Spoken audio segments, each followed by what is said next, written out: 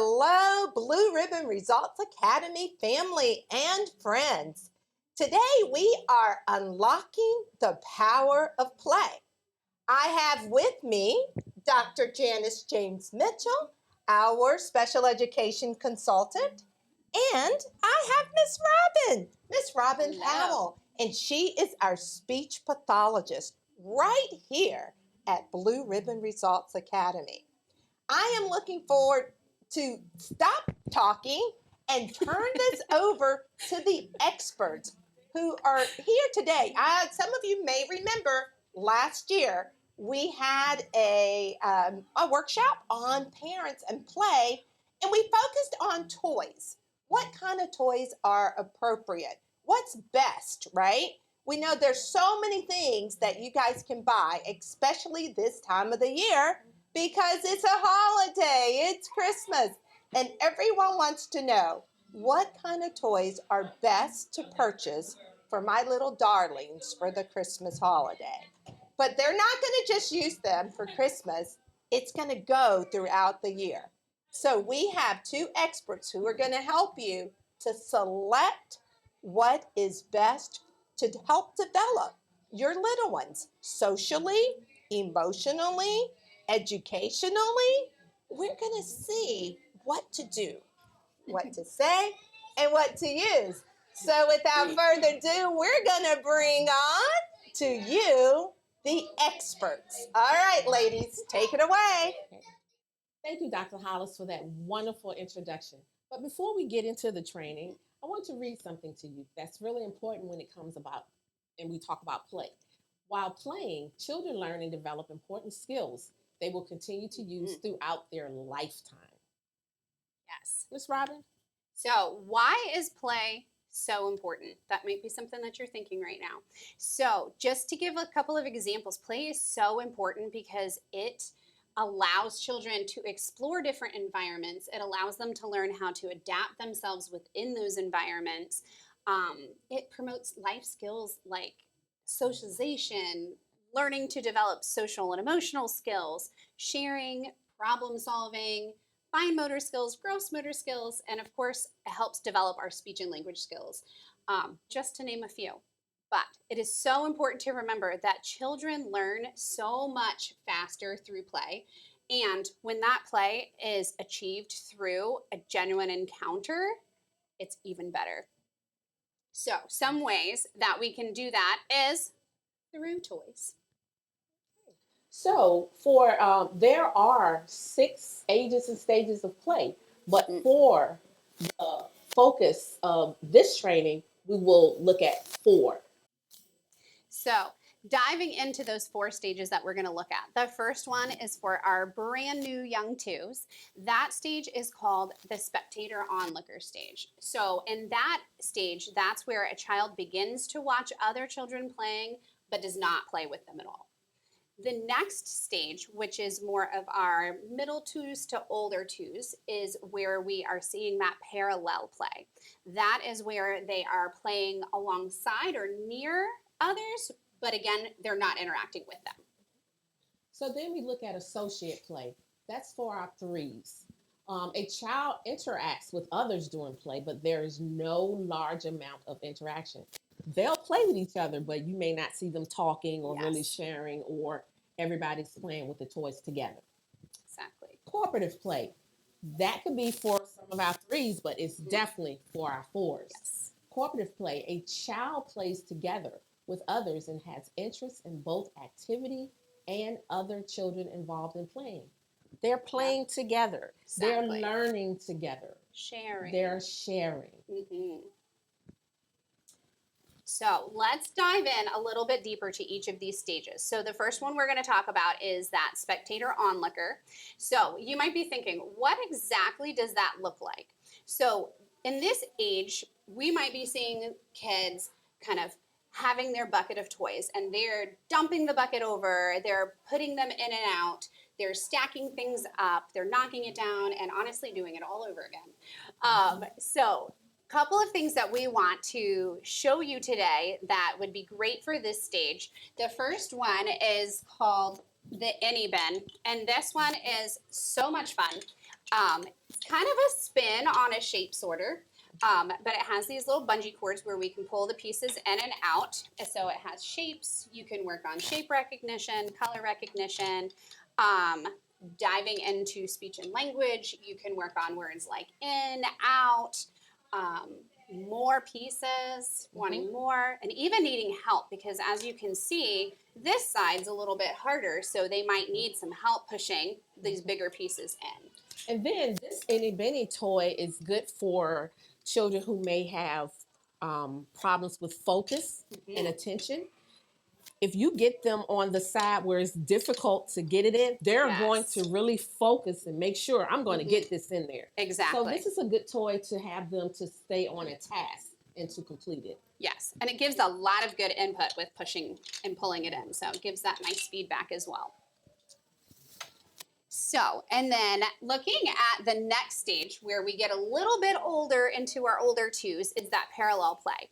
So, again, what does that look like when we think about parallel play? Because again, our kids are really young.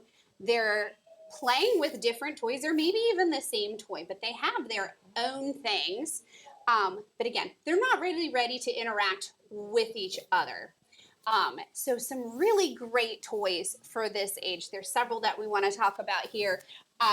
First one is, I will pass these over to you so you can play here as well. Are these cute little barns. These are called peekaboo barns, and honestly, they're so versatile.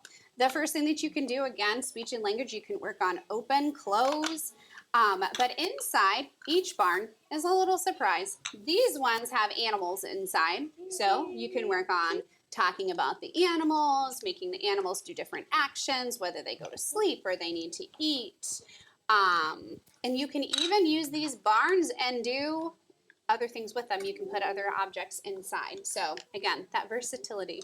Sky's the limit. You can work with colors. You can work with colors too. Colors, and there's numbers on the front too, so you can even talk to them about number I'm playing along. recognition. I'm playing alongside Ms. Robin, but we're not playing together. We're still not playing together.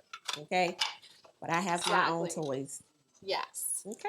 All right. All right.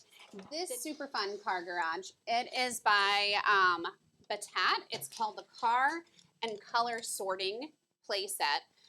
It's so much fun because it comes with little keys, and so you can do things such as color matching. You have to match the shape of the key in order to get the cars out.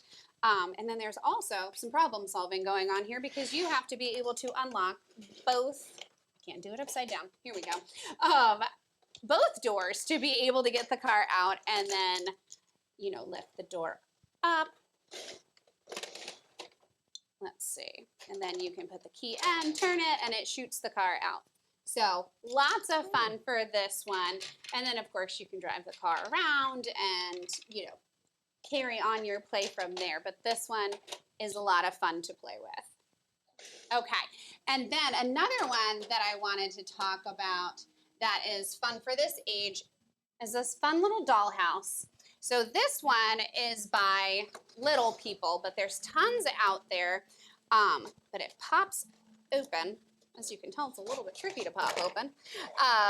But you have your people. I'll turn it a little bit so everybody can see. You can set things up with the table. You can pretend to eat.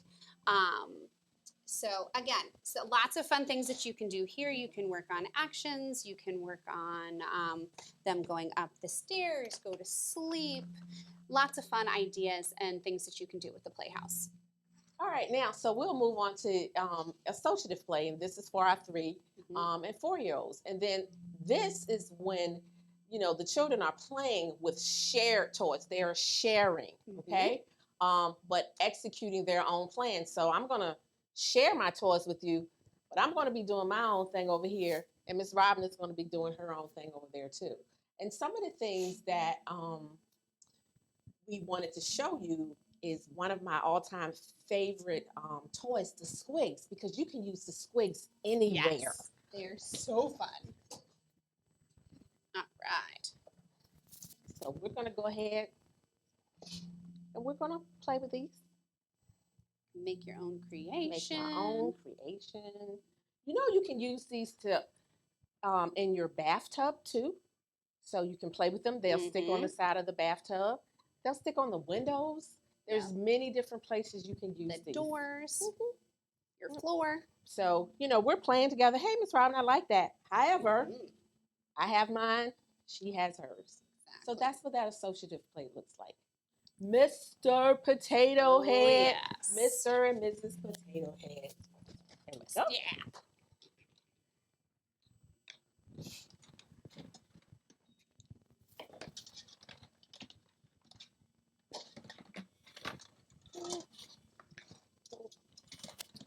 Okay.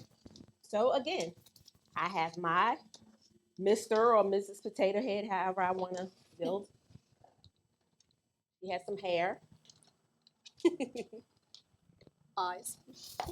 Got a hat. A little angry over here. You know. But anyway, so we have our Mr. and Mrs. Potato Head. I love those eyes. Angry eyes over here.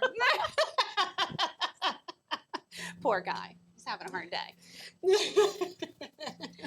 So again, we're playing. You know, she has hers. I have mine. We're playing, but we still have our own separate toys that we're playing with. Exactly. Okay? Exactly. Right. And that's what our social play looks like. The next one is cooperative play. Yes. And this is for our 4+ babies. And this is when they actually learn to share and play together. Such a fun stage. Okay? And so Magna Tiles, Legos, baby dolls, dollhouse, play kitchen, those are all those things. But let's look at the Magna Tiles. Here you go. Okay? Thank you, Miss Robin. Absolutely. So, okay, Miss Robin. So, how about we build a castle or a tall sounds tower good. or something? Oh, yes. Okay. I love a castle. So, We can have this one be a window. put that right there so we can. Yep, there. Oh, it's gonna be nice. It is. You see, we're playing together. We've decided what we want to build, and we're playing together. Yes. Okay. Working towards a common goal. Awesome. All right. Another one is the play kitchen. Oh, yes. Play kitchen is fantastic. So much imaginative play here that can happen. And pretend play. So we have this orange pepper, and so Miss Robin, what else do we have that we can cook with the orange pepper? Ooh, it looks like we have some corn, Okay. some squash. Okay. And put it in there. Okay. Maybe we need to wash our vegetables. Yeah, we probably need to wash our vegetables first. Let's wash our vegetables. There you go. All right. And then we'll go ahead, we'll cut them up, but we'll put them in here. We'll have some vegetables with our orange pepper. But we're cooking. Yes. We're cooking and we're doing this together. Okay. Ms. Robin, would you like to talk about the Legos? Oh, sure. So any type of blocks at, honestly, any age are so fun. So we can kind of pause really fast and talk about how some of these are great at different ages. So blocks for different ages, that's what we can call them. So for our littles, these foam soft blocks are so much fun because they're nice and big for them to be able to pick up. We all know how our little twos love to stack things. And, and knock them over and do it again. And they happen to get thrown across your room, they're not going to hurt anything. They're nice and soft. They're nice and soft. So those are fun for the littles. In the next ages up, you can really look into like mega blocks or the Duplo blocks. So the ones that are a little bit bigger than Legos for their hands to work on that dexterity, fine motor skills, working on snapping those together. And then, yes, definitely our Legos. Stuck in the box over here, sorry. So Legos at this age are always so much fun because, again, endless options of what you can build with them. You can build houses, you can build cars, you can build anything that you put your mind to for it. So, again, for the purposes of cooperative play, we're sharing the same toy. We might be working together she might be building the house and maybe I'm building the storefront for our little Lego community here. So lots of fun with Legos. And again, these are great for working on fine motor skills because we got to be able to grasp, we got to be able to push with our hand strength. So lots and lots of skills working here. And again, problem solving too here is a big one. Problem solving and definitely sharing. Yes.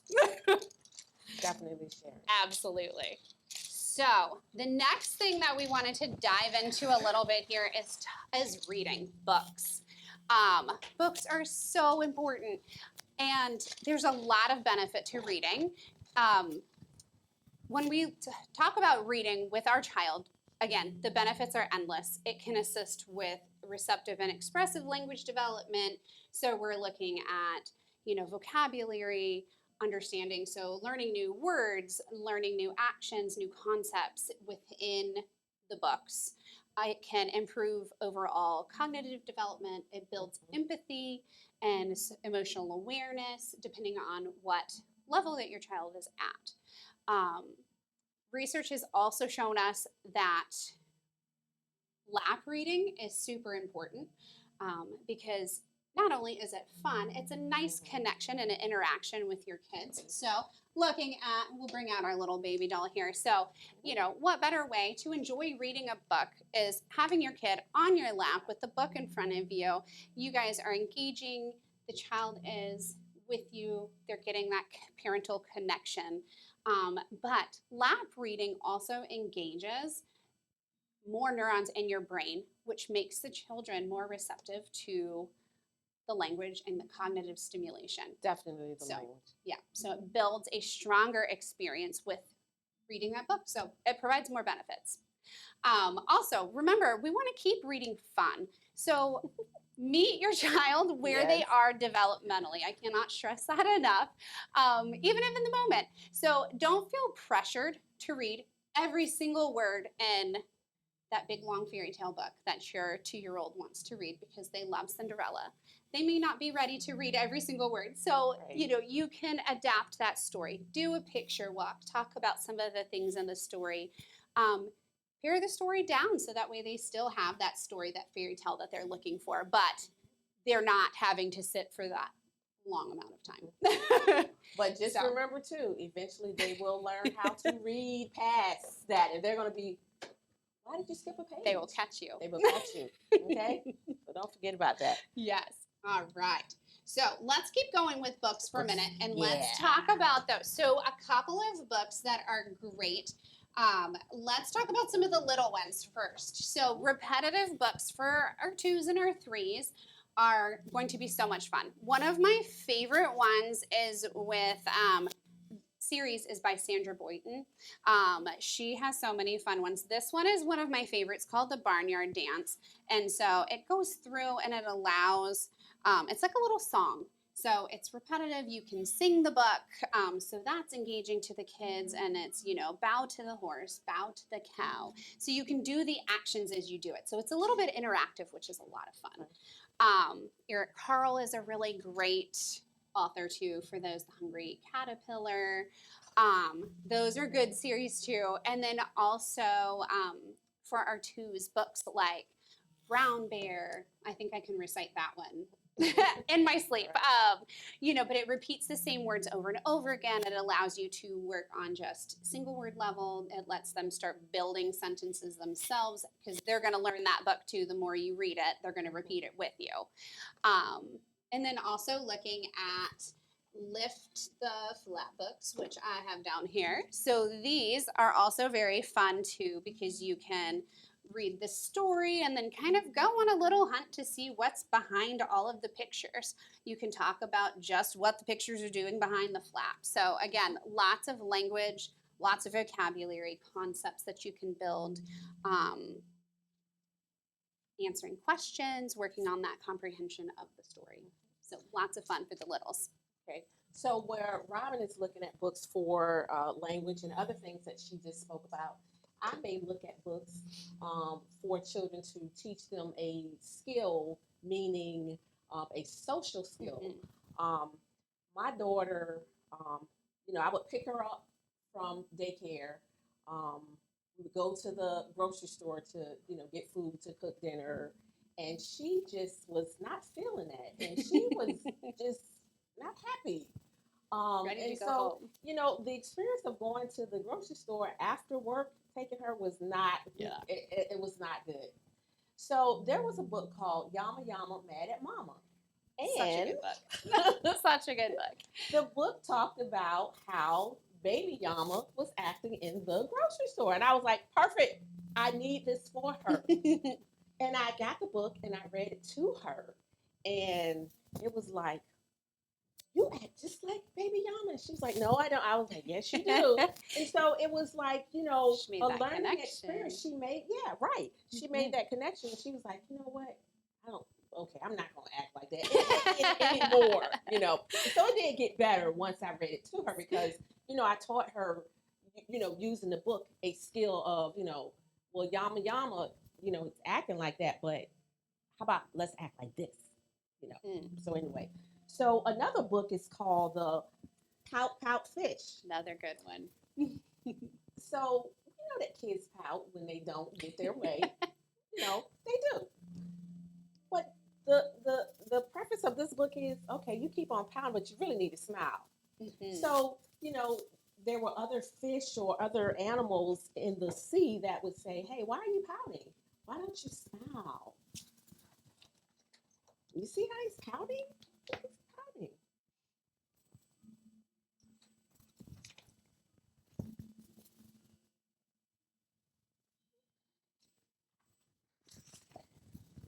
Trying to find the one where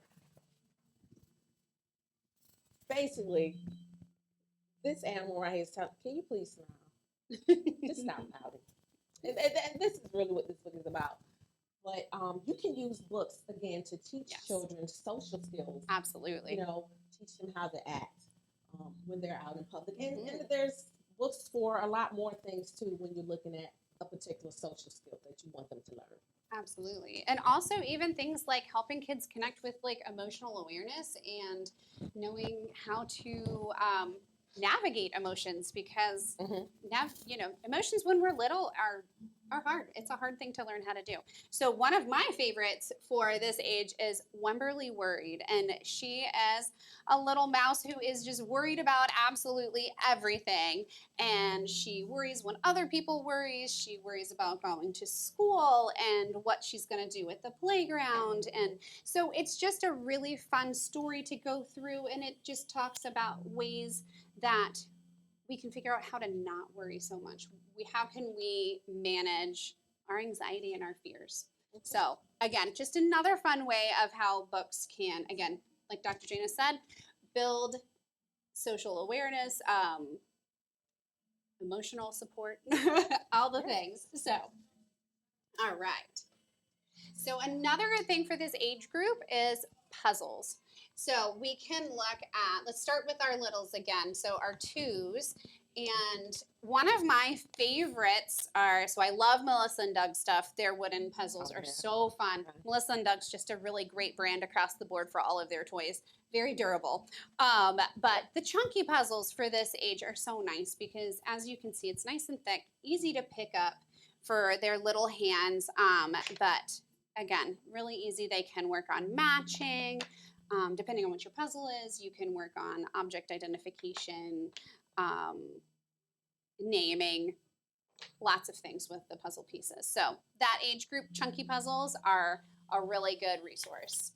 Then kind of the next level up, so probably looking at those mid twos, early threes, I would say moving into more of what we call like the peg puzzles, because as you can see, these all have the little red pegs on there. Sometimes you will see them at the store and they have like the really big chunky pegs on there. Those are fine too, but anything with the pegs, because again, that's going to start working on their, hand grasp, that fine motor. So again, things that can kind of help just advance their development across the board. So again, but then it still gives them the outline, the picture, a place to put it. So visually helping them learn how to match and see where all of those pieces are.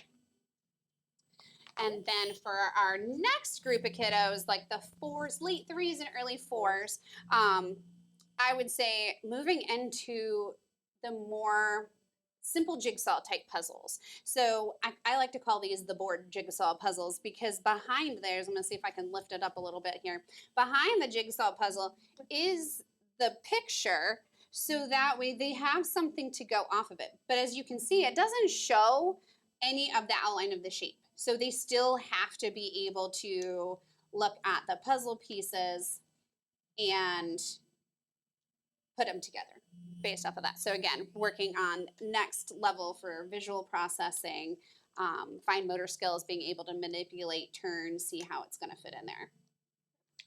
And floor puzzles are also good for that age too, because then the pieces are bigger. And then the picture's bigger and you're on the floor. It's a lot of fun. So these are some other toy recommendations that we have. And some of these were demonstrated and we've shown you, but we have them listed as 2-year-olds, 3-year-olds, and 4-year-olds. And you can purchase these toys at fatbraintoys.com, Yes. Amazon, Walmart, Target, and there's probably some other places that you can get them too. It may not be the exact same thing that we have, but it may be something that's close to it. So we also just wanted to provide you guys with some outside toy recommendations because if your kids are anything like mine, they love to live outside. So we like to have fun things to do to keep them busy while we're outdoors. So these kind of can span across just about all the age groups that we've talked about here. But things like water tables, sand tables, the little type sports sets, stepping stones are so much fun because they're different sizes and different heights, and you can make an obstacle course in your yard or your driveway and jump across them. The stomp rockets are a big hit in my house. That's where we have like the rockets in the tube coming off, and you stomp on the rubber part, and it shoots off into the sky. That might be best for, what would you say, the associative play. Cooperative play age kids with the turn taking and the sharing. But then also bubbles are such a great toy to have outside too. So endless play with bubbles. So we did have one more thing that we wanted to show you that's kind of a fun, different toy to have at your house. And they are these things that you've seen on our table this whole time. They're called liquid floor tiles. So these are just so fun because you can put them on your floor. They have a nice non-skid back so you won't go flying across. But again, you can make different designs on your floor visually. But then they're also kind of fun sensory play. You can squish them all around. The liquid moves everywhere. So could also... These could also be another fun thing to have around your house to play with. So we want to thank you so much for your time, and we hope that you will find some toys that will benefit your child and help you with your Christmas shopping. Thank you so much.